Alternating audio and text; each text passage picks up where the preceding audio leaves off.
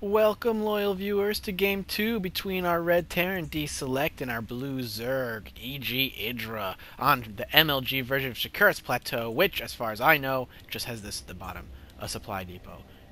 That's all I think is the difference. So yes, let's get this underway. Another great map to macro on, so let's watch that happen again. The last game was such a good game. It was a relatively long one, so I should have two parts up. You definitely need to go check those out. I will post a link so you can go check them out at the beginning end of this game. So definitely check it out. And if you guys haven't already, there's a little button at the top called subscribe. I'm getting thousands of views in some of my videos, which is freaking awesome, and I love you guys for that, but I need subscriptions. Those views help me, yes, but the subscriptions help me more. And with more subscriptions, it means more games for you guys, and I continue doing what I love and entertaining the hell out of you guys. So get me those subscriptions, and I promise to get you entertainment. That is my deal with you. So let's see what happens. Last game we saw dSeleCT go a 1-1-1 build with early Hellions and early Banshees to do a harassment, try to keep EGidra contained. He didn't get any workers killed. It was kind of a failed attempt, and EGidra just expanded and eventually took over the whole map and stopped him from expanding at certain areas, kept him contained with Mutalisks. So let's see if we do another Mutalisk harass again. Mutalisk really just kept him shut in and really stopped him. dSeleCT from doing much expanding, and when he did expand, he was forced to spend a lot of his economy on missile turrets and Thors as well. So the mobility of his army was very, very slow compared to EGidra's, so he was able to poke in, do harassment, poke out. So it was very, very effective. It looks like we're going to have a low ground wall in with double racks, so maybe we'll see it 2 racks. A lot of time you'll see this with a wall in with 2 racks on this map, on this low ramp right here, because it's such a wide ramp, allowing him for 2 racks, aggression, expand. Typically what they do is just produce a lot of Marines out of these. You'll see them go, a bunch of the Marines go with a SCV to the edge of the enemy base and try to place a bunker and just contain him for a little while, which really hurts most Zerg's economies. I don't know a Zerg that it wouldn't hurt, so when I say most, I mean all. So we are doing 2 racks in orbital, probably a very aggressive build from dSeleCT. Much more, his last build was aggressive as well, but it was also, this is a different type of aggression, so we'll see what happens. We have 4 Zerglings popping out. He is going to quickly see that his enemy is, the bottom left hand corner, so we'll see if that he decides to do that 2 racks aggression I was talking about. And I do have iced tea on me, so I don't have to keep choking at you guys. Oh yeah, iced tea. And I did notice last game, for some reason my volume continues to reset, so it was really high. Is this SCV going to get away? Who knows? Let's see these Zerglings, but I did lower the volume. I know I just changed subjects like 3 times to 3 different things. SCV, RCV, you're gonna get away! Run, SCV, I'm gonna call you George. Oh, George died. I'm gonna attend his funeral, though. And here we go with a bunch of SCVs and 3 Marines. So yes, it looks like he's gonna do that 2 racks aggression I was talking about, and EGidra is gonna catch wind of this very, very quickly. Let's see if he does anything to prepare for this.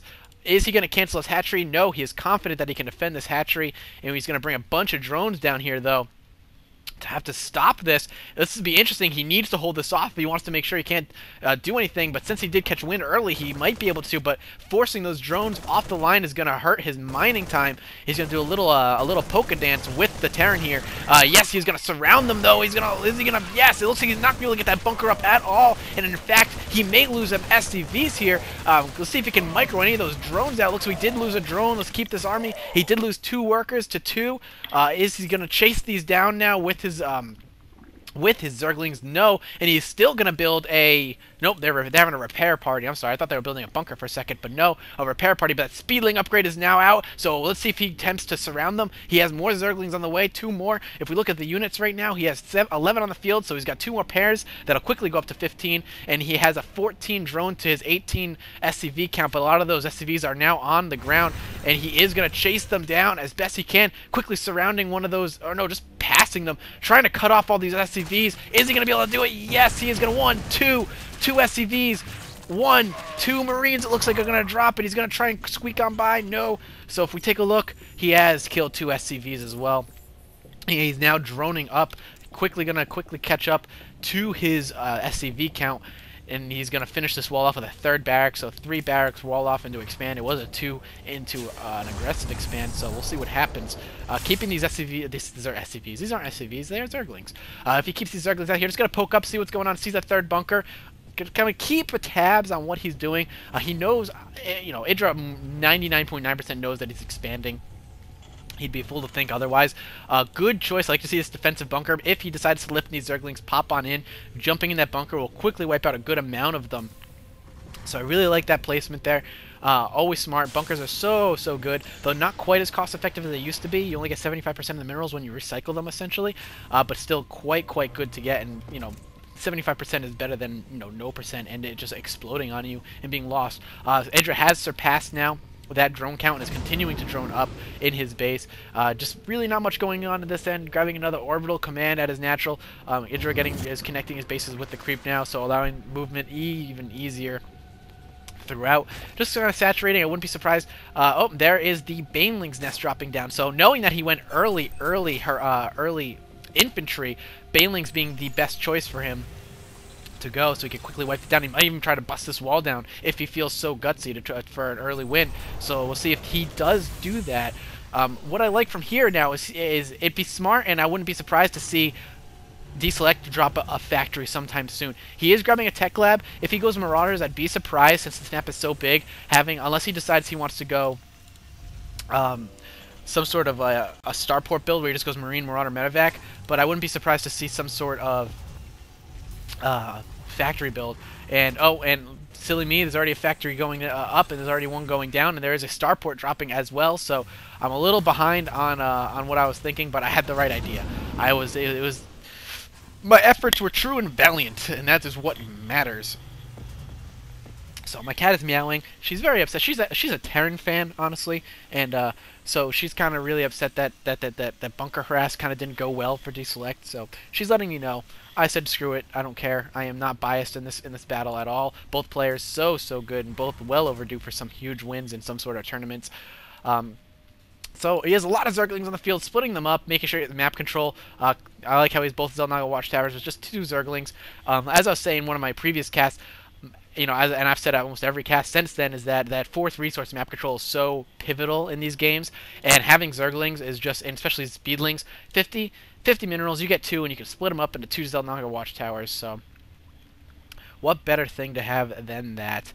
And he's now grabbing his 3rd base, which is right at the 10-minute mark, which is EGidra. Another thing he is so good at it, he's such a timing player. He is the guy who says, all right, 10 minutes I'm going to grab my 3rd. And in that way, he controls games. Knows that if he's doing this, then by this minute, I need to do this. So he's expanded, so by 10 minutes, I need to have my expansion building, etc., etc. Knowing that he went Heavy Marines, he said, by this time, I need to make sure I have Banelings up and ready to counter, because he won't have a whole lot going on there.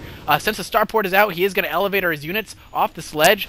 Right here, for some reason, my computer decides that it doesn't. That was very painful for my computer to process. So, but he's going to quickly elevator. One of the newer updates, and it's not so new anymore. But this used to be a ramp with destructible debris. But Blizzard quickly took that out, so now he's just elevating his units. Gives a Terran an interesting little push, an interesting advantage, but he does know it's coming because he has Overlords over there placed very well and very strategically here. So he knows it's coming, quickly dropping down Spine Crawlers to poke at it. Is it going to be enough? They are going to quickly, hopefully, clear out. He's going to probably use this medevac here to give him vision of the high ground. Yes, the siege tank sieged up and quickly doing damage to one of the Spine Crawlers. Queen's going to be gunning for that medevac, hopefully killing it off so it doesn't give vision.